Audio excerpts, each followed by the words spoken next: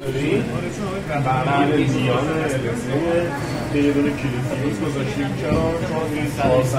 رو چهاره بالاتره ولی یه دونه کلیفیوز 125 گذاشتیم یه دونه دیگه برای خازن گذاشتیم که پایه 165 فیوز 160 برای خازنات کنتاکتور خازنی ساعت فرماز رو داریم دو تا رله کنترلی یه دونه کنتاکتور دیگه هست که روی درخواستتون بوده برای کلوزنی که باید ترمینال بشه حالا فعلا استفاده شده یه شاسی در باید داشته باشه که برای اون استفاده میشه یه منبع تغذیه هست که برای اون برای اون جی اس ام استفاده میشه یه ترموستات هم که داریم برای فن بعدیت که فیوزه که برای ادوات کنترله روی درد تابلو هم که 73 موتورش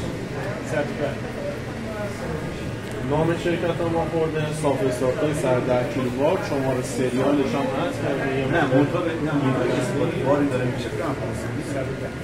موتور 110 جریانش که